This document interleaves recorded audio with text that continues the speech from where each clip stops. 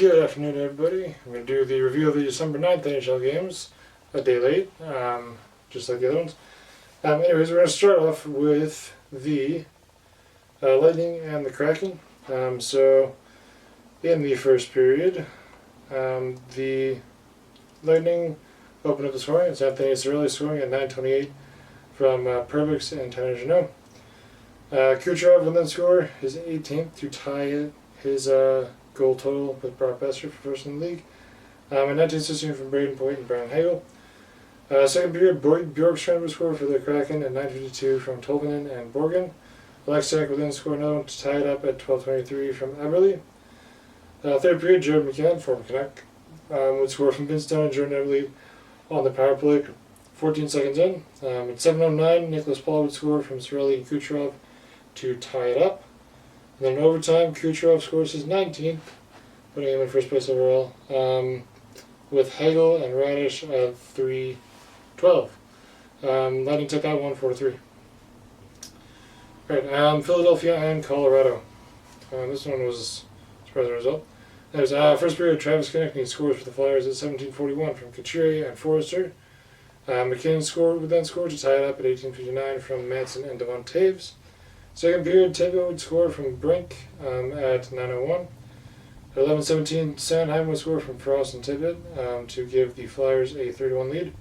Josh Manson would put the Avs within one from Ryan Johansson at 12:28. Third period, Konechny would score unassisted on a penalty shot at 9:31. Then at 10:17, Joel Farabee would score from Brink and Sandheim to give the Flyers the 5-2 victory over Colorado. St. Louis and Chicago. So in the first period, Anthony Beauvillier, who is a former Canuck, scores from Zaitsev and Gutman at 4:43. Vlasic would then score for the Hawks at 9:20 from Creever and Entwistle. Second period, Jason Dickinson, former Canuck, would score at 14:53 from Zaitsev and Murphy. And then Oscar Sundqvist would score for the Blues at 16:31 from Nick Leddy, shorthanded, and that's in the third period, but Chicago takes it 3-1. Alright, Los Angeles Kings versus the New York Islanders. So the Kings coming off an 11-game road winning streak, the best they've ever had. I'm not sure if that's NHL history, but we'll see. Well, I don't know, actually. I'm not going to look it up either. First period, no scoring. Second period, Adrian Kempe scores from Fiala and Doughty on the power play at 5:40.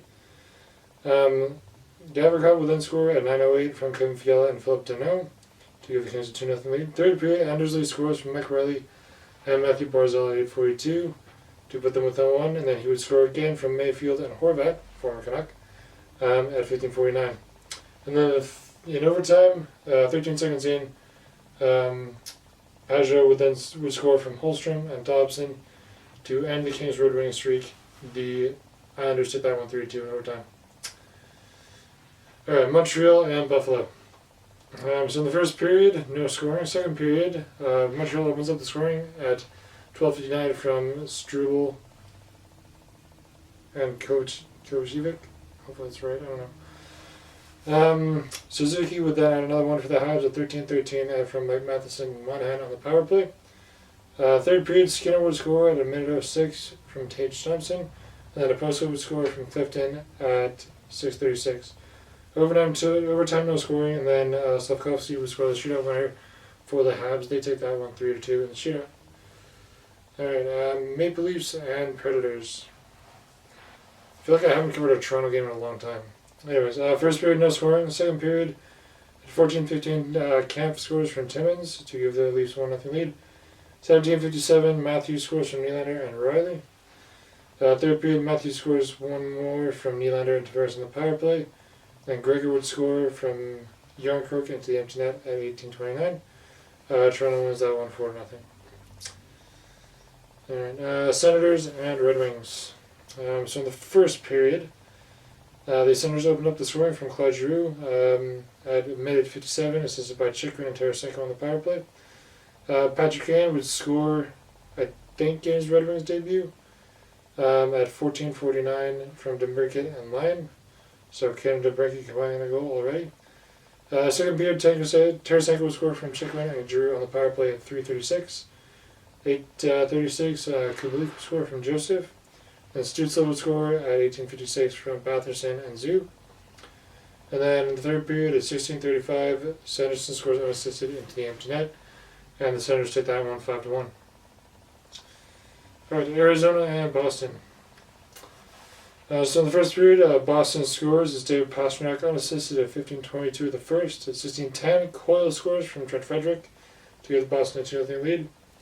Moving to the second period, at 2:02, Kevin Shattenkirk scores from Pastrnak and Marchand on the power play to give Boston the 3-0 lead. Clayton Keller would score to pull them within 2 at 2:50 from Jason Zucker and Valimaki. And then Cartrone would score unassisted at 3:22 to bring them within 1.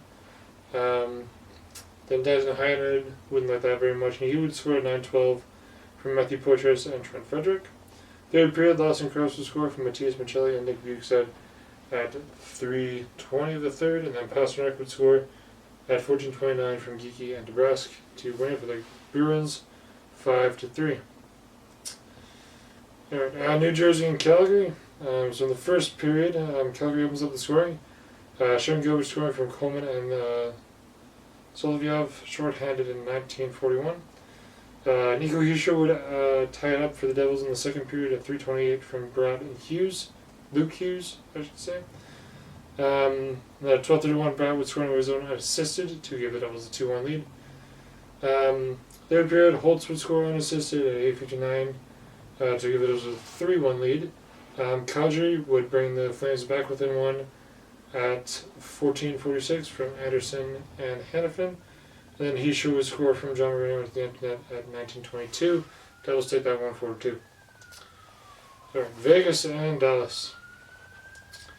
So in the first period, Chandler Stevenson scores to end a 18-game goal drought, I think, from Brett Hutton and Zach Whitecloud at 2:24. Whitecloud would score his second goal of as many games at 5:36 from Carrier and Nick Waugh. Dodonna would score at 10:07 from Jamie Benn and Yanni Hakanpää. Then Mark Stone would score at 14:58 from Barbashev and Eichel. Second period at 15:01, Waugh would score from Mark Stone. The third period, Dorofeev would score from Carlson and Cotter at 2:11. And then Cotter would score at 9:15 from Braden McNabb. Vegas takes that one 6-1. And then my favorite game of the night, the one I actually didn't get to watch because I was busy. Vancouver and Carolina. So in the first period, Lafferty scores at 6:17 from Pettersson and Cole. McCabe would then score at 6:54 the second period from Pettersson and Lafferty. Martinic would score at 7:23 from Faust and Slavin. JT Miller would re-establish a 2-goal lead at 13:46 from Besser and Hoaglander. Miller becoming the fastest player in Canucks history to reach 40 points, tied with Tony Conti, I think. Brady Shea would score before the period was up in 19:04 from Orlov and Bunting on the power play. Third period at 2:10, Stefan Noesen would tie it up for the Canes from Jack Drury and Brent Burns. But then Pettersson would jam one on the wraparound at 3:29 from McCabe and Roenick to cap it off. That was the game winner, and the Canucks take that one 4-3 in regulation. So that's it for the December 9th NHL games. Wearing my Canucks Diwali warm jersey, made in Canada. Anyways, that's going to be from today, so hit like if you liked it, subscribe if you liked it, and I'll see you guys next time. Adios.